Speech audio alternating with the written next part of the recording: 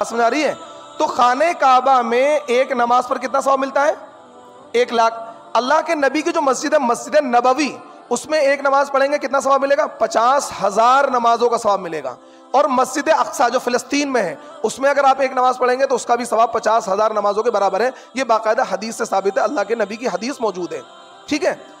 अब बंदा हाजी हरम में जाता है और हज से पहले वहीं रहता है, अपने होटल पे रहता है, नमाज हरम में पढ़ता है।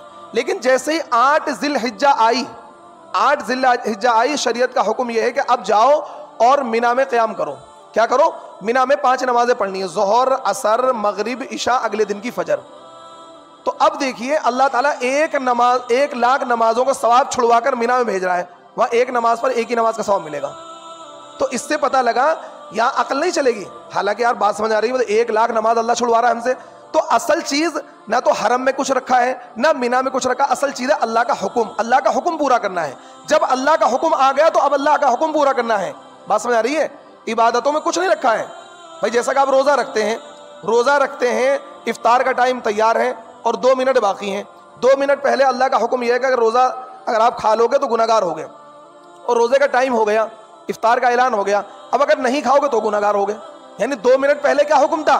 खा लोगे तो गुनाहगार, और 2 मिनट बाद हुक्म क्या है अल्लाह का? नहीं खाओगे तो गुनाहगार। तो असल चीज क्या है?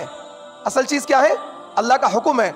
तो हाजी क्या है? आराम से अपने होटल पे रह रहा है, हरम में नमाजें पढ़ रहा है। 8 ज़िलहिज्जा को होते भाई चलो भाई मिना में चलो। अब सारे हाजियों को ले जाकर मिना के मैदान में, 25 लाख हाजियों को मिना के मैदान में डाल दिया जाता है।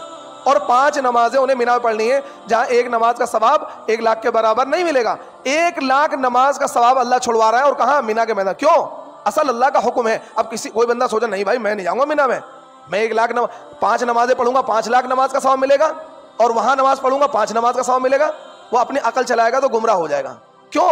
शरीयत अकल के ताबे नहीं है, शरीयत अल्लाह के हुक्म के ताबे है, नकल के ताबे है। फिर अगला दिन होगा 9 ज़िलहिज्जा। 9 ज़िलहिज्जा में हुक्म यह है कि अब आप अरफात चले जाओ। अब आप अरफात के मैदान में चले जाओ। अरफात में खेमे वगैरह लोग लगा लेते हैं, धूप में आपको ज़ोहर और असर मिलाकर पढ़नी है। अब मगरिब तक आपको वहीं असर के बाद खड़े होकर दुआएं मांगनी है, जिक्र करना है, तिलावत करनी है। और जैसे ही सूरज गुरूब होगा अब अल्लाह का हुक्म है मुज़दलिफा चले जाओ। अब क्या करो? मुज़दलिफा चले जाओ। मुज़दलिफा में आपने मगरिब और इशा मिलाकर पढ़नी है, जबकि आम दिनों में मगरिब में ताखीर करने की गुंजाइश नहीं है। किसी भी नमाज के बारे में हुक्म है जैसे ही नमाज का वक्त हो जाए नमाज पढ़ लो। लेकिन अरफात में हुक्म यह हुआ ज़ोहर और असर को मिलाकर पढ़ेंगे, और मुज़दलिफा में हुक्म यह हुआ मगरिब और इशा को मिलाकर पढ़ेंगे। तो ये क्या है? असल अल्लाह का हुक्म है। अब फिर उसके बाद आपने मुज़दलिफा में रात गुजारी, अगले दिन फिर ऑर्डर आ गया अब मिना जाओ। 3 दिन मिना में रहना है। 3 दिन अगर बंदा वहां नमाज पढ़ेगा तो कितनी नमाजों का सवाब मिलेगा उसे? 15 लाख नमाजों का। 3 दिन में 15 नमाज हो जाएंगी। लेकिन अल्लाह का हुक्म है 3 दिन अभी यहीं ठहरना है, क्योंकि तीनों दिन रोजाना आपको सुबह उठकर शैतानों को कंकरी मारनी है। जो 3 रमिये जमरात बोलते हैं उनको कंकरी मारनी है। तो हज की जितनी भी इबादत है आप उस पर गौर करेंगे, अकल में नहीं आएगी। और जो चीज अकल में ना आए इसी चीज का नाम है इश्क। जो अकल से आगे निकल जाए जो चीज, उसी चीज का नाम इश्क है। जब बात अकल में आती रहे तो उस चीज का नाम है मोहब्बत, और जब बात अकल से भी आगे निकल जाए उस चीज का नाम है क्या? इश्क। तो इश्क क्या ना, बेखतर कूद पड़ा आतिश नमरूद में इश्क। हज़रत इब्राहिम आग में कूद पड़े, अकल कह रही भाई आग में तो जलेंगे, लेकिन इश्क कह रहा नहीं जलेंगे। इश्क क्या कह रहा? नहीं जलेंगे। उन्हें अल्लाह से इश्क था बेखतर। इसी चीज को अल्लामा इकबाल ने कहा कि बेखतर कूद पड़ा आतिश नमरूद में इश्क, बगैर खौफ के बगैर डर के कूद पड़े आग में। क्यों? फिर जब इश्क था उन्हें, अकल क्या करी? इतनी खतरनाक आग थी कि बंदा गिरते ही राख हो जाता। लेकिन उन्हें अल्लाह से इश्क था, अकल पर ध्यान नहीं दिया, और अल्लाह के भरोसे अल्लाह की मोहब्बत में आग में कूद पड़े।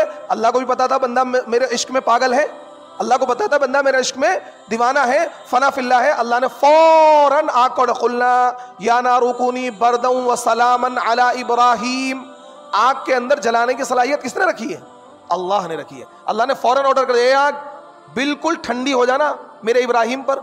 कुलना या नारू कूनी, हो जा बरदन ठंडी, व सलामन, और इतनी भी ठंडी नहीं कि मेरा इब्राहिम जम जाए, क्यों? ठंड अगर ज्यादा ठंडी हो जाएगी तो भी दिक्कत देगी, कम ठंडी रहेगी जब भी। तो अल्लाह बरदन ठंडी हो जा, व सलामन, और ऐसी ठंडी कि सलामती का जरिया बन जा। तो वो आग ठंडी होगी। लोग देख रहे हैं कि आग में हजरत इब्राहिम हंस रहे हैं और बिल्कुल बैठे हुए हैं। ये क्या है? इश्क।